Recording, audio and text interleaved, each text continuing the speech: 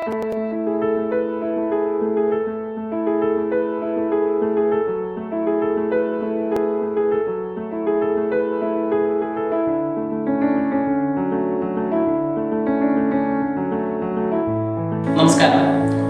Plus one അക്കൗണ്ടൻസിയുടെ ഏറ്റവും സുപ്രധാനമായ ടോപ്പിക്കുകളിൽ ഒന്നാണ് പ്രിപ്പറേഷൻ ഓഫ് ഫിനാൻഷ്യൽ സ്റ്റേറ്റ്മെന്റ്സ് അഥവാ ഫൈനൽ അക്കൗണ്ട്സ്. എങ്ങനെയാണ് trading account, profit and loss account, balance sheet എന്നിവ തയ്യാറാക്കുന്നത് എന്നുള്ളത് വളരെ ലളിതമായ രീതിയിലാണ് നമ്മൾ ഈ ക്ലാസ്സിൽ ഡിസ്കസ് ചെയ്യുന്നത്. കണ്ടിന്യൂസ് ആയിട്ടുള്ള ക്ലാസ്സുകളാണ്. എല്ലാ ക്ലാസ്സുകളും നിങ്ങൾ കൃത്യമായി കാണുക, എങ്കിൽ മാത്രമാണ് ഇത് വളരെ വേഗം നിങ്ങൾക്ക് മനസ്സിലാവുകയുള്ളൂ. ഈ ക്ലാസ്സുകൾ കൃത്യമായി ലഭിക്കണമെന്നുണ്ടെങ്കിൽ നിങ്ങൾ ഈ ചാനൽ സബ്സ്ക്രൈബ് ചെയ്യുക. നമുക്ക് ക്ലാസ്സിലേക്ക് കടക്കാം. ഒരു സോൾ പ്രൊപ്രൈറ്റർഷിപ്പ് ബിസിനസിൻ്റെ ഫിനാൻഷ്യൽ സ്റ്റേറ്റ്മെൻറ്റ്സ് അഥവാ ഫൈനൽ അക്കൗണ്ട്സ്, പ്രധാനമായും ഫൈനൽ അക്കൗണ്ട്സിനെ നമുക്ക് രണ്ടായി തിരിക്കാം. ഒന്ന് ഇൻകം സ്റ്റേറ്റ്മെൻറ്റ്, രണ്ട് പൊസിഷൻ സ്റ്റേറ്റ്മെൻറ്റ്. ഇൻകം സ്റ്റേറ്റ്മെൻറ്റിന് രണ്ട് ഭാഗങ്ങളാണുള്ളത്, ട്രേഡിംഗ് അക്കൗണ്ടും അതുപോലെ തന്നെ പ്രോഫിറ്റ് ആൻഡ് ലോസ് അക്കൗണ്ടും. ബാലൻസ് ഷീറ്റ് എന്ന് പറയുന്നത് ഒരു സോൾ പ്രൊപ്രൈറ്റർഷിപ്പ് ബിസിനസ്സിൻ്റെ പൊസിഷൻ സ്റ്റേറ്റ്മെൻ്റ് ആണ്.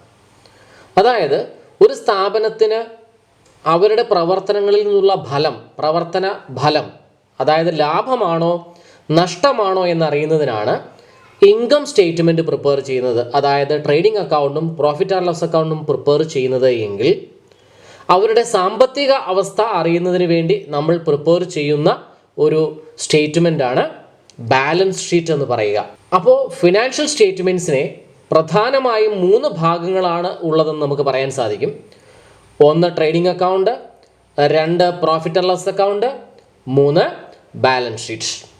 അതിനാദ്യമായി നമ്മൾ പ്രിപ്പയർ ചെയ്യുന്നത് ഒരു സ്ഥാപനത്തിൻ്റെ ട്രേഡിംഗ് അക്കൗണ്ടാണ്. എങ്ങനെയാണ് ട്രേഡിംഗ് അക്കൗണ്ട് പ്രിപ്പയർ ചെയ്യുന്നത്, അതിൻ്റെ ഫോർമാറ്റ് എന്ത് ആണ് എന്നുള്ളതാണ് നമ്മളിപ്പോൾ ഇവിടെ ഡിസ്കസ് ചെയ്യുക. ഞാൻ പറഞ്ഞു ഇതൊരു അക്കൗണ്ടാണ്. ഇതിനെ 2 ഭാഗങ്ങളായി നമുക്ക് തിരിക്കാനായിട്ട് സാധിക്കും. ഡെബിറ്റ് സൈഡും ഇടതുവശം ലെഫ്റ്റ് സൈഡ് ഡെബിറ്റ് സൈഡും അതുപോലെ തന്നെ റൈറ്റ് സൈഡ് ക്രെഡിറ്റ് സൈഡുമാണ്. അല്ലെങ്കിൽ മറ്റൊരു വിധത്തിൽ പറഞ്ഞാൽ ഡെബിറ്റ് സൈഡ് അല്ലെങ്കിൽ ഇടതുവശം എന്ന് പറയുന്നത് ഒരു സ്ഥാപനത്തിൽ ഉണ്ടായിട്ടുള്ള എക്സ്പെൻസുകൾ എഴുതുന്നതിനും, ട്രേഡിംഗ് അക്കൗണ്ടിൻ്റെ വലതുവശം എന്ന് പറയുന്നത്, അതായത് ക്രെഡിറ്റ് സൈഡ് എന്ന് പറയുന്നത് ഇൻകം സൈഡുമാണ്.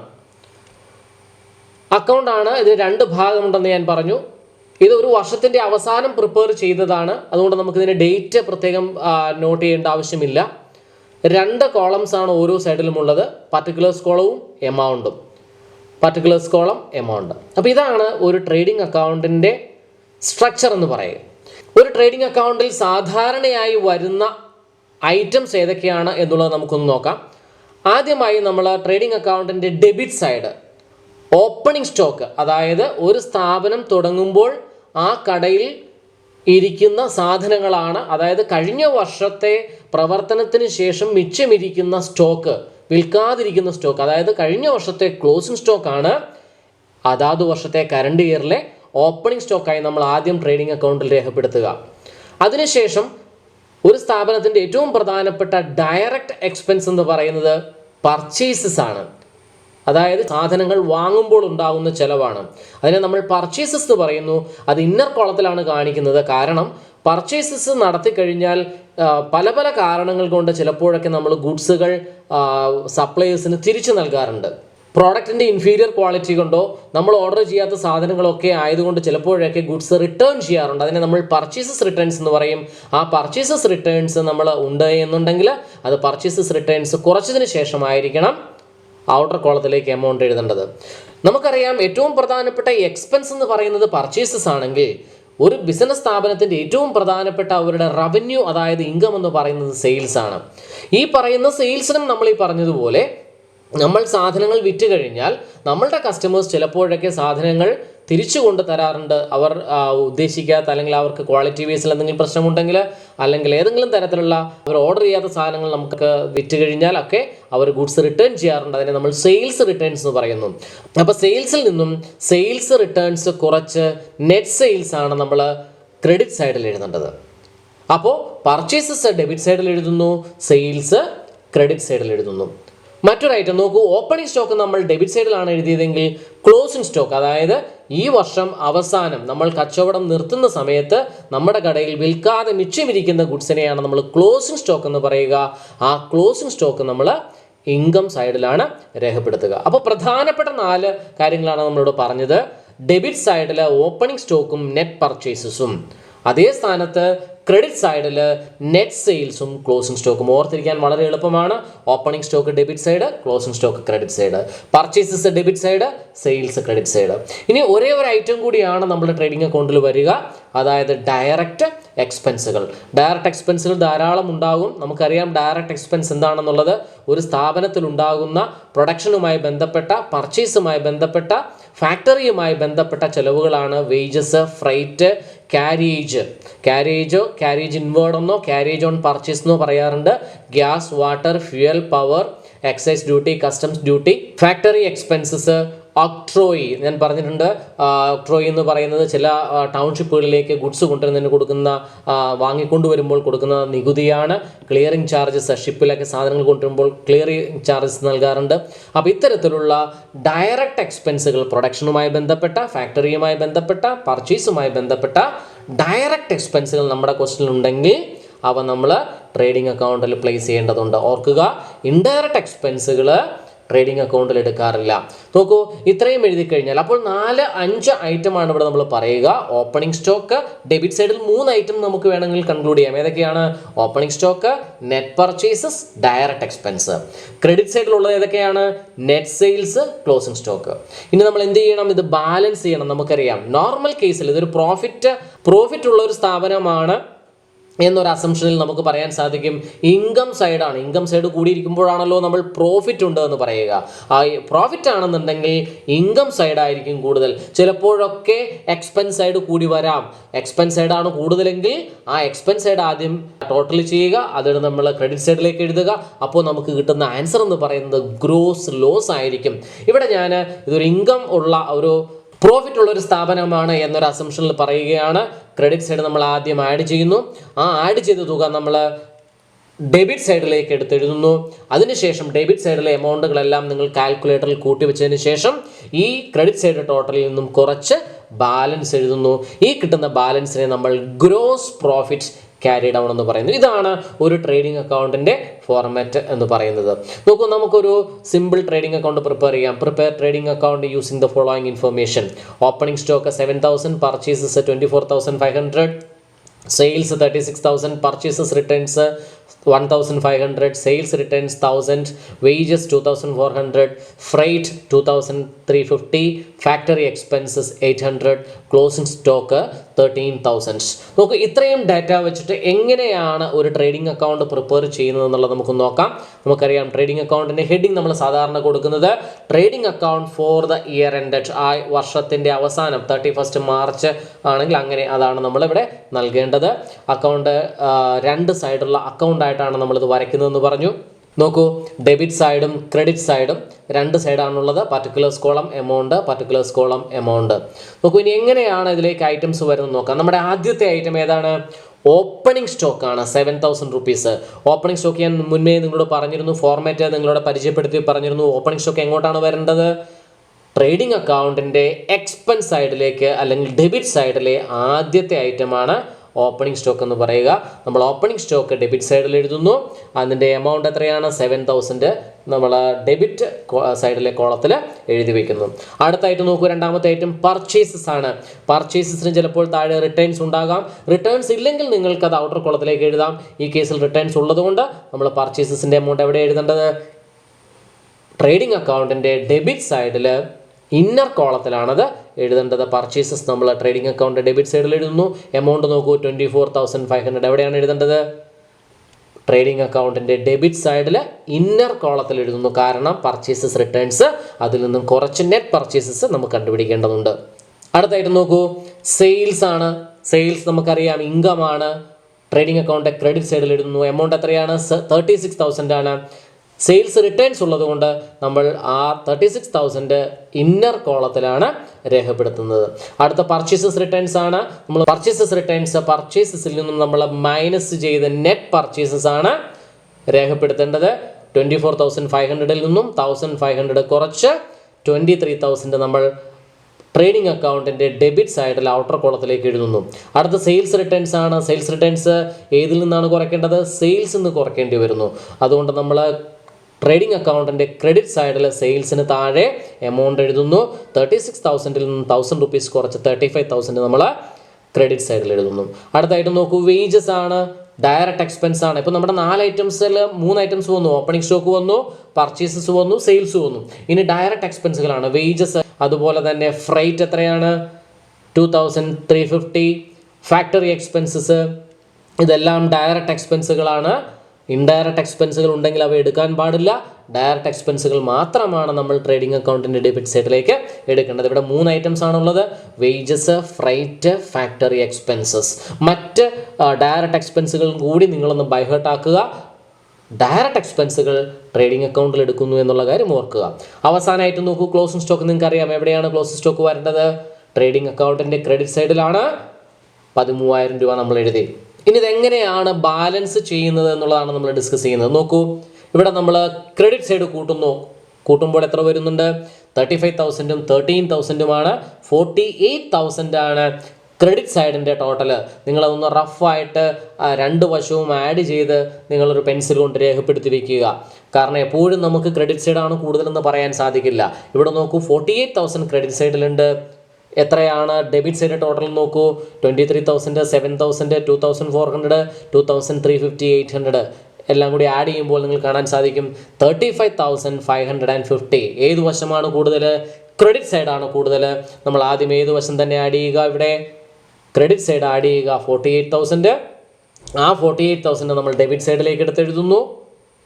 നമ്മൾ മുന്നേ കൂട്ടി വച്ചിരിക്കുന്ന ഡെബിറ്റ് സൈഡിൻ്റെ ടോട്ടൽ 35,550 ഈ 48,000 നിന്ന് കുറയ്ക്കുമ്പോൾ നമുക്ക് 12,450 ലഭിക്കുന്നു. അതാണ് നമ്മളുടെ ഗ്രോസ് പ്രോഫിറ്റ് എന്ന് പറയുക. ഇതാണ് ഒരു സ്ഥാപനത്തിൻ്റെ മൊത്ത ലാഭം എന്ന് പറയുക. ഇതിൽ നിന്ന് ഇനിയും ചില എക്സ്പെൻസുകൾ നമുക്ക് കുറയ്ക്കേണ്ടതുണ്ട്. അതിനുവേണ്ടിയാണ് നമ്മൾ പ്രോഫിറ്റ് ആൻഡ് ലോസ് അക്കൗണ്ട്, ഈ ട്രേഡിംഗ് അക്കൗണ്ട് തന്നെ താഴത്തേക്ക് എക്സ്റ്റെൻഡ് ചെയ്യുന്നതാണ് പ്രോഫിറ്റ് ആൻഡ് ലോസ് അക്കൗണ്ട്. അത് സ്റ്റാർട്ട് ചെയ്യുന്നത് ഈ ഗ്രോസ് പ്രോഫിറ്റിലാണ്. അതുകൊണ്ട് നമ്മൾ ഈ കിട്ടിയ 12,450 എന്ത് ചെയ്യുന്നു? നമ്മൾ ബ്രോഡ് ഡൗൺ ചെയ്യുന്നു. അതായത് ഈ ഗ്രോസ് പ്രോഫിറ്റ് ബ്രോഡ് ഡൗൺ ചെയ്ത് നമ്മൾ 12,450 എഴുതുമ്പോൾ അവിടെ മുതൽ നമുക്ക് നമ്മുടെ അടുത്ത അക്കൗണ്ട് സ്റ്റാർട്ട് ചെയ്യുകയാണ്. ഏതാണ് നമ്മുടെ അടുത്ത അക്കൗണ്ട്? ട്രേഡിംഗ് അക്കൗണ്ട് കഴിഞ്ഞാൽ അടുത്ത അക്കൗണ്ട് ഏതാണ്? പ്രോഫിറ്റ് ആൻഡ് ലോസ് അക്കൗണ്ട് ആണ്. നമ്മൾ അതിനെ കണ്ടിന്യൂ ചെയ്ത് വരയ്ക്കുന്നത്. നോക്കും, മറ്റൊരു പ്രോബ്ലം കൂടി നമുക്കിവിടെ ഡിസ്കസ് ചെയ്യാം. Prepare trading account from the following trial balance four the year end 31st March 2020. കുറച്ച് മുന്നേ നമ്മൾ ഡിസ്കസ് ചെയ്ത ഐറ്റത്തിൽ നമുക്ക് ട്രയൽ ബാലൻസ് അല്ല തന്നിരുന്നത്. എന്നാൽ ഇവിടെ നമുക്കൊരു ട്രയൽ ബാലൻസ് തരുന്നു. എന്താണ് ട്രയൽ ബാലൻസ് എന്നുള്ളത് നിങ്ങൾക്കറിയാം. ജേണൽ എൻട്രികൾ ലെഡ്ജറിലേക്ക് പോസ്റ്റ് ചെയ്ത് ആ അക്കൗണ്ട് ബാലൻസുകൾ പെറുക്കിയെടുത്തുണ്ടാക്കുന്ന ഒരു സ്റ്റേറ്റ്മെൻ്റ് ആണ് ഏതെന്ന് പറയുക? ട്രയൽ ബാലൻസ് പറയുക. ഇവിടെ ഒരു ട്രയൽ ബാലൻസ് ആണ് നിങ്ങൾക്ക് തന്നിരിക്കുന്നത്. പർട്ടിക്കുലേഴ്സ് കോളം ഉണ്ട്, ഡെബിറ്റ് സൈഡ് ഉണ്ട്, ക്രെഡിറ്റ് സൈഡ് ഉണ്ട്. അതിൻ്റെ 2 വശങ്ങളും തുല്യമാണ്. ഒപ്പം നമുക്ക് ഈ ക്വസ്റ്റ്യനിൽ ഒരു അഡീഷണൽ ഇൻഫർമേഷൻ നൽകിയിട്ടുണ്ട്. എന്താണ്? Closing stock ₹14,500. എന്താണ് ഈ അഡീഷണൽ ഇൻഫർമേഷൻ എന്ന് പറയുക? നമുക്കറിയാം, നമ്മൾ March 31, 2020 March 31 നമ്മളെല്ലാ അക്കൗണ്ടുകളും ക്ലോസ് ചെയ്തു.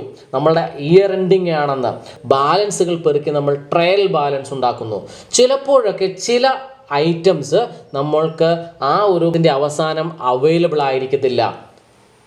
അങ്ങനെ അവൈലബിൾ അല്ലാത്ത ഐറ്റംസ് ചിലപ്പോൾ പിന്നീട് ഒരു ദിവസമോ 2 ദിവസമോ ഒരാഴ്ചയോ കഴിഞ്ഞിട്ടായിരിക്കും നമുക്കത് അവൈലബിൾ ആകുന്നത്. അത്തരത്തിലുള്ള വേണമെങ്കിൽ നമുക്കവയെ ലേറ്റ് കമേഴ്സ് എന്ന് പറയാം. ആ ലേറ്റ് കമേഴ്സിനെയാണ് നമ്മൾ അഡീഷണൽ ഇൻഫർമേഷൻ അല്ലെങ്കിൽ അഡ്ജസ്റ്റ്മെൻ്റ് എന്ന് പറഞ്ഞിട്ട് നമ്മളുടെ ട്രയൽ ബാലൻസിൽ താഴെയായിട്ട് തന്നിരിക്കുക.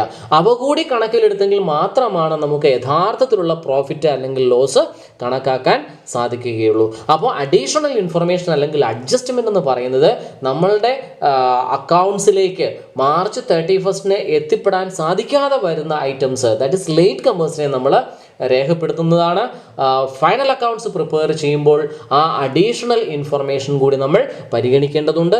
ഇവിടെ ഞാൻ ഒരു ഐറ്റമാണ് പറയുന്നത് ക്ലോസിംഗ് സ്റ്റോക്ക്. വേറെയും ധാരാളം അഡ്ജസ്റ്റ്മെൻറ്റുകൾ അല്ലെങ്കിൽ അഡീഷണൽ ഇൻഫർമേഷനുകൾ നിങ്ങൾക്ക് ചിലപ്പോൾ ഉണ്ടായേക്കാം. അത് നമുക്ക് പിന്നീടുള്ള ക്ലാസ്സുകളിൽ ഡിസ്കസ് ചെയ്യാനായിട്ട് സാധിക്കും. നോക്കൂ, ഈ ഒരു ക്വസ്റ്റ്യൻ എങ്ങനെയാണ്, ഒരു ട്രയൽ ബാലൻസ് തന്നിട്ടുണ്ട്, അഡീഷണൽ ഇൻഫർമേഷനിൽ ക്ലോസിംഗ് സ്റ്റോക്ക് തന്നിട്ടുണ്ട്. അതായത് നമ്മളുടെ സ്ഥാപനത്തിൻ്റെ ക്ലോസിംഗ് സ്റ്റോക്ക് ചിലപ്പോൾ ഇപ്പോൾ കമ്പ്യൂട്ടറൈസ്ഡ് അക്കൗണ്ടിങ് ആയപ്പോൾ നമുക്ക് ഏത് മൊമെൻറ്റിലും ക്ലോസിംഗ് സ്റ്റോക്ക് നമുക്ക് കണ്ടുപിടിക്കുവാൻ സാധിക്കും. എന്നാൽ മുന്നേ കമ്പ്യൂട്ടറൈസ്ഡ് അക്കൗണ്ടിങ് എസ്റ്റാബ്ലിഷ് ചെയ്യുന്നതിന് മുന്നേ മാനുവൽ അക്കൗണ്ടിങ് ആയിരുന്നപ്പോൾ പലപ്പോഴും ക്ലോസിംഗ് സ്റ്റോക്ക് ഒരു ലേറ്റ് കമർ ആയിരുന്നു. ചിലപ്പോൾ നമ്മൾ ഇയർ എൻഡിൽ മാർച്ച് 31 കടയടച്ച് പിന്നീട് ചിലപ്പോൾ ഒരാഴ്ച 2 ആഴ്ച കൊണ്ടാണ് നമ്മുടെ സ്റ്റോക്ക് എടുപ്പ് നടത്തി ആ സ്റ്റോക്ക് എത്രയാണെന്ന് കണ്ടുപിടിച്ചുകൊണ്ടിരുന്നത്. അതുകൊണ്ടാണ് ക്ലോസിംഗ് സ്റ്റോക്ക് ഇവിടെ ട്രയൽ ബാലൻസിന് വെളിയിലായി പോയത്. ചിലപ്പോഴൊക്കെ ഇപ്പോഴൊക്കെ വേണമെങ്കിൽ നമുക്ക് കൃത്യമായിട്ട് മാർച്ച് 31 ക്ലോസിംഗ് സ്റ്റോക്ക് കണ്ടുപിടിക്കുവാൻ സാധിക്കും. അങ്ങനെ കണ്ടുപിടിക്കുകയാണെങ്കിൽ നമുക്ക് ക്ലോസിംഗ് സ്റ്റോക്കിനെ പർച്ചേസസുമായി അഡ്ജസ്റ്റ് ചെയ്ത് ട്രയൽ ബാലൻസിൻ്റെ ഉള്ളിൽപ്പെടുത്തുവാനും സാധിക്കുന്നുണ്ട്. പക്ഷേ നമ്മൾ ട്രഡീഷണലായി ചെയ്യുന്ന ഒരു ക്വസ്റ്റ്യൻ ഈ പാറ്റേണിലായതുകൊണ്ടാണ് നമ്മൾ ഇത്തരത്തിൽ ഡിസ്കസ് ചെയ്യുക. നോക്കൂ, ഇനി ഇതെങ്ങനെയാണ് ഇതിലെ ഐറ്റംസ് ട്രേഡിംഗ് അക്കൗണ്ട്, നമ്മളിവിടെ ട്രേഡിംഗ് അക്കൗണ്ട് മാത്രമാണ് പ്രിപ്പയർ ചെയ്യുന്നത്. ഈ ട്രയൽ ബാലൻസ് ഉപയോഗിച്ച് ട്രേഡിംഗ് അക്കൗണ്ട് എങ്ങനെയാണ് പ്രിപ്പയർ ചെയ്യുന്നതെന്നാണ് ഞാൻ ഡിസ്കസ് ചെയ്യുക. ട്രേഡിംഗ് അക്കൗണ്ടിൻ്റെ ഫോർമാറ്റ് നിങ്ങൾക്കറിയാം. നമ്മൾ നേരത്തെ പറഞ്ഞതാണ്, ഡെബിറ്റ് സൈഡ് ഉണ്ട്, ക്രെഡിറ്റ് സൈഡ് ഉണ്ട്. 2 വശമാണുള്ളത്. ഓരോ വശത്തും പർട്ടിക്കുലേഴ്സ് കോളവും എമൗണ്ടും, പർട്ടിക്കുലേഴ്സ് കോളവും എമൗണ്ടും. ഡെബിറ്റ് സൈഡ് എക്സ്പെൻസുകൾ എഴുതുന്നതിനുള്ളതാണ്, ക്രെഡിറ്റ് സൈഡ് ഇൻകം എഴുതുന്നതിനുള്ളതാണ്. നമ്മുടെ ക്വസ്റ്റ്യനിലെ ആദ്യത്തെ ഐറ്റം നോക്കൂ, ഏതാണ്? ഓപ്പണിംഗ് സ്റ്റോക്കാണ്. നമുക്കറിയാം ട്രേഡിംഗ് അക്കൗണ്ടിൽ ആദ്യം നമുക്ക് എടുത്തെഴുതേണ്ട ഐറ്റം ഏതാണ്? ഓപ്പണിംഗ് സ്റ്റോക്കാണ്. ഈ ഓപ്പണിംഗ് സ്റ്റോക്ക് എങ്ങോട്ടാണ് പോകുന്നത് നമുക്ക് നോക്കാം. നോക്കൂ, ഞാനിവിടെ ഈ ട്രയൽ ബാലൻസിൽ നിന്നും ഓപ്പണിംഗ് സ്റ്റോക്കിനെ എടുത്ത് മാറ്റുകയാണ്. നിങ്ങൾ ചെയ്യുമ്പോൾ അവിടെ ഒരു ടിക്ക് ഇടുക. കാരണം നിങ്ങളത് എടുത്തു എന്നറിയുന്നതിന് വേണ്ടിയിട്ട് അതിൻ്റെ ലെഫ്റ്റ് സൈഡിൽ ഓപ്പണിംഗ് സ്റ്റോക്കിൻ്റെ സൈഡിൽ ഒരു ടിക്ക് ഇടുകയാണെങ്കിൽ അത് നിങ്ങൾക്ക് എടുത്തതാണ്. ട്രയൽ ബാലൻസിലെ ഓരോ ഐറ്റവും നമ്മൾ ഒരു പ്രാവശ്യം ഒന്നുകിൽ ട്രേഡിംഗ് അക്കൗണ്ടിൽ, അല്ലെങ്കിൽ പ്രോഫിറ്റ് ആൻഡ് ലോസ് അക്കൗണ്ടിൽ, അല്ലെങ്കിൽ ബാലൻസ് ഷീറ്റിൽ എടുക്കേണ്ടതുണ്ട്. അപ്പോൾ ഒരു ടിക്ക് വന്നു കഴിഞ്ഞാൽ അതിൻ്റെ അർത്ഥം അത് എടുത്തു, ഇനി അത് ഒരിടത്തും എടുക്കേണ്ട എന്നുള്ളതാണ്. ട്രയൽ ബാലൻസിനുള്ളിലുള്ള ഐറ്റംസ്. അപ്പോൾ നോക്കൂ, നമ്മുടെ ഓപ്പണിംഗ് സ്റ്റോക്ക് പോയി. എങ്ങോട്ടാണ് പോയെന്ന് നോക്കൂ, നമ്മുടെ ട്രേഡിംഗ് അക്കൗണ്ടിൻ്റെ ഡെബിറ്റ് സൈഡിലേക്കാണത് വന്നിരിക്കുന്നത്. ഓക്കെ, നമ്മുടെ രണ്ടാമത്തെ ഐറ്റം നോക്കൂ, പർച്ചേസസ് ആണ്.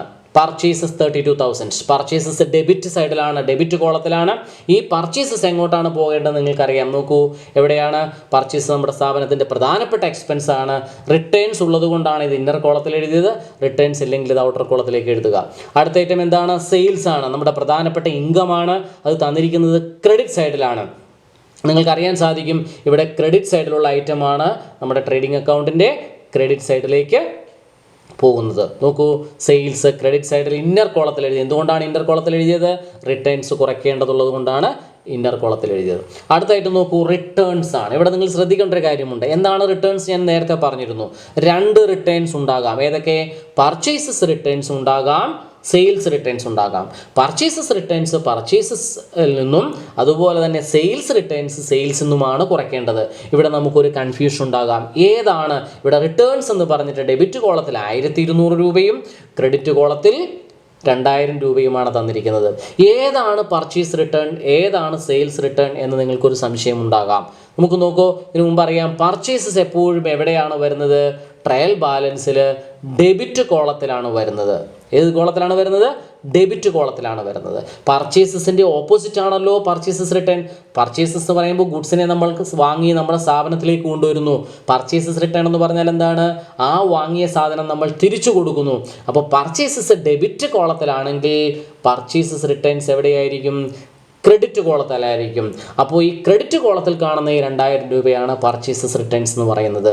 അതുപോലെ തന്നെ നമുക്ക് സെയിൽസ് എവിടെയാണെന്നറിയാം. സെയിൽസ് സാധാരണ രേഖപ്പെടുത്തുന്നത് ക്രെഡിറ്റ് കോളത്തിലാണ്. അങ്ങനെയാണെങ്കിൽ ക്രെഡിറ്റ് കോളത്തിലാണ് സെയിൽസ് എങ്കിൽ സെയിൽസ് റിട്ടേൺസ് ഏത് കോളത്തിലായിരിക്കും? നമുക്ക് പറയാൻ സാധിക്കും ഡെബിറ്റ് കോളത്തിലായിരിക്കും. അപ്പോൾ ഡെബിറ്റ് കോളത്തിലുള്ള ഈ ആദ്യം കാണുന്ന 1200 രൂപയാണ് സെയിൽസ് റിട്ടേൺസ് എന്ന് പറയുന്നത്. അത് നമുക്ക് എങ്ങോട്ടാണ് രേഖപ്പെടുത്തേണ്ടത്? നോക്കൂ, അത് സെയിൽസിൽ നിന്നും മൈനസ് ചെയ്യുന്നു. അപ്പോൾ സെയിൽസ് നമ്മൾ നേരത്തെ എഴുതിയിട്ടുണ്ട്. അതിൽ നിന്നും സെയിൽസ് റിട്ടേൺസ് കുറച്ച് എത്രയാണ്? 53,300 ആണ്. ക്രെഡിറ്റ് സൈഡിൽ നെറ്റ് സെയിൽസ് എന്ന് പറയുക. നോക്കൂ, അങ്ങനെയാണെങ്കിൽ അടുത്ത റിട്ടേൺസ് ഏതാണ്? പർച്ചേസസ് റിട്ടേൺസ് ആണ് 2000. അതെങ്ങോട്ടാണ് പോകേണ്ടത് നോക്കൂ. ട്രേഡിംഗ് അക്കൗണ്ടിൻ്റെ ഡെബിറ്റ് സൈഡിലുള്ള പർച്ചേസസിന് താഴെ നമ്മളത് എഴുതുന്നു. 32,000 മൈനസ് 2,000 30,000 ആണ് നമ്മളുടെ നെറ്റ് പർച്ചേസസ് എന്ന് പറയുന്നത്. നമ്മുടെ അടുത്തായിട്ട് നോക്കൂ, കമ്മീഷനാണ്. നിങ്ങൾ നേരത്തെ പഠിച്ചിട്ടുള്ള ഡയറക്റ്റ് എക്സ്പെൻസുകളിൽ ഈ കമ്മീഷൻ വരുന്നില്ല എന്നുള്ളൊരു സംഗതി നിങ്ങൾ ഓർത്തിരിക്കുക. അപ്പോൾ നമുക്ക് മനസ്സിലാക്കാൻ സാധിക്കും കമ്മീഷൻ എന്ന് പറയുന്നത് ഒരു ഇൻഡയറക്റ്റ് എക്സ്പെൻസ് ആണ്. അത് നമുക്ക് ട്രേഡിംഗ് അക്കൗണ്ടിൽ എടുക്കേണ്ട ആവശ്യമില്ല. അടുത്തായിട്ട് നോക്കൂ, ക്യാപിറ്റൽ ലയബിലിറ്റിയാണ്. അസറ്റുകളും ലയബിലിറ്റികളും ബാലൻസ് ഷീറ്റിലേക്കാണ് പോകേണ്ടത്. അതുകൊണ്ട് ക്യാപിറ്റലും എടുക്കേണ്ട ആവശ്യമില്ല. അടുത്തത് എന്താണ്? Debtors 13,000 rupees. ഡെറ്റേഴ്സ് എന്ന് പറയുമ്പോൾ നമുക്ക് ഇങ്ങോട്ടേക്ക് പൈസ, സ്ഥാപനത്തിന് പൈസ തരാനുള്ള ആൾക്കാരുടെ കണക്കുകളാണ് ഡെറ്റേഴ്സ് എന്ന് പറയുക. അത് നമുക്ക് അസറ്റാണ്, അത് ബാലൻസ് ഷീറ്റിലേക്ക് പോകേണ്ട ഐറ്റമാണ്. അതുകൊണ്ട് നമുക്കതും എടുക്കേണ്ട ആവശ്യമില്ല. അടുത്തായിട്ട് നോക്കൂ, ക്രെഡിറ്റേഴ്സ്. നമ്മൾ പണം കൊടുക്കുവാനുള്ള ആൾക്കാരാണ്. അത് ഗുഡ്സ് വാങ്ങിയ വകയിൽ പണം കൊടുക്കുവാനുള്ള ആൾക്കാരാണ് ക്രെഡിറ്റേഴ്സ് എന്ന് പറയുക. നമുക്ക് ലയബിലിറ്റിയാണ്.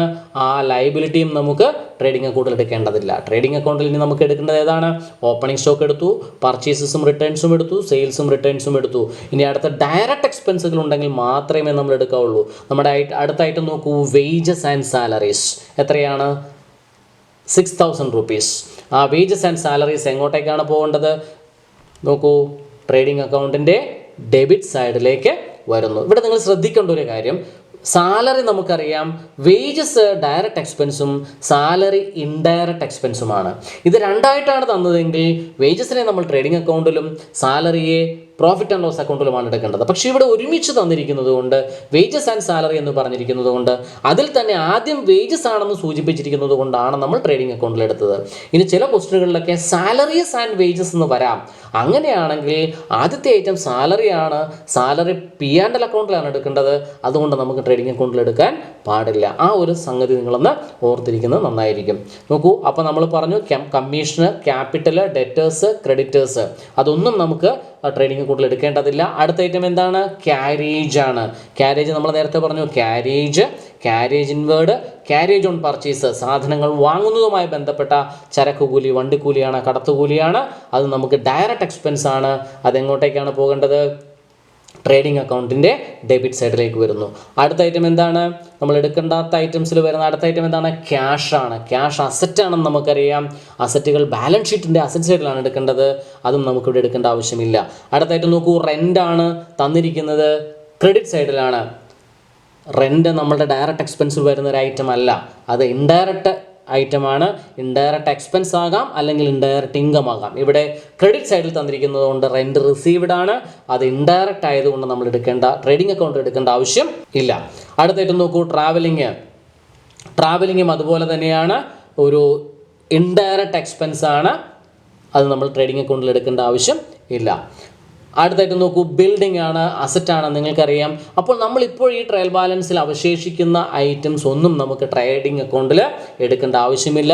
അതൊന്നുകിൽ അസറ്റാണ്, അല്ലെങ്കിൽ ലയബിലിറ്റി ആണ്, ഇല്ലെങ്കിൽ ഇൻഡയറക്റ്റ് എക്സ്പെൻസ് ആണ്, അല്ലെങ്കിൽ ഇൻഡയറക്റ്റ് ഇൻകം ആണ്. ഇതൊന്നും നമുക്ക് ട്രേഡിംഗ് അക്കൗണ്ടിൽ എടുക്കേണ്ട ആവശ്യമില്ല. അത് എടുക്കേണ്ടത് എവിടേക്കാണ്? അസറ്റ് ആണെങ്കിൽ ബാലൻസ് ഷീറ്റിലേക്ക്, ലയബിലിറ്റി ആണെങ്കിൽ ബാലൻസ് ഷീറ്റിലേക്ക്, ഇൻഡയറക്റ്റ് ഇൻകമോ ഇൻഡയറക്റ്റ് എക്സ്പെൻസോ ആണെങ്കിൽ അത് പ്രോഫിറ്റ് ആൻഡ് ലോസ് അക്കൗണ്ടിലേക്കാണ് പോകേണ്ടത്. ബാക്കി ഐറ്റംസ് എല്ലാം നമ്മുടെ ട്രയൽ ബാലൻസിൽ നിന്നും പോയി കഴിഞ്ഞിരിക്കുന്നു.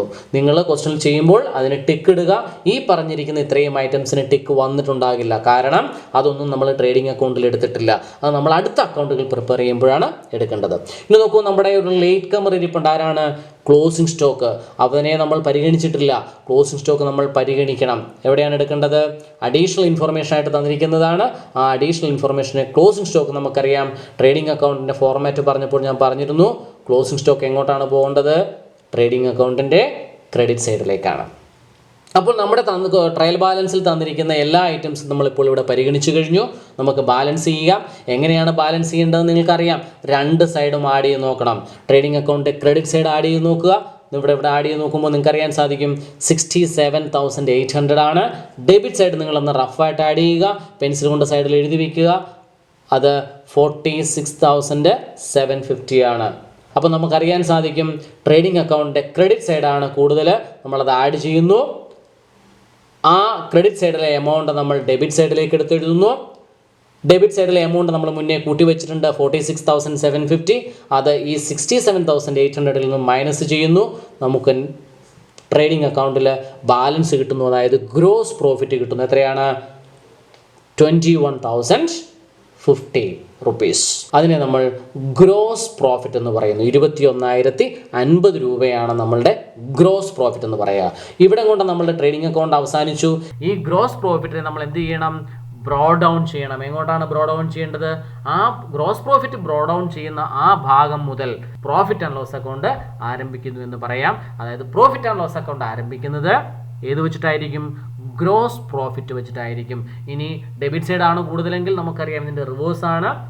ക്രെഡിറ്റ് സൈഡിലാണ് ഗ്രോസ് ലോസ് വരുന്നത്. അങ്ങനെയാണെങ്കിൽ അത് ഏത് സൈഡിലേക്ക് ബ്രോ ഡൗൺ ചെയ്യേണ്ടി വരും? ഡെബിറ്റ് സൈഡിലേക്ക് ബ്രോ ഡൗൺ ചെയ്യുന്നു.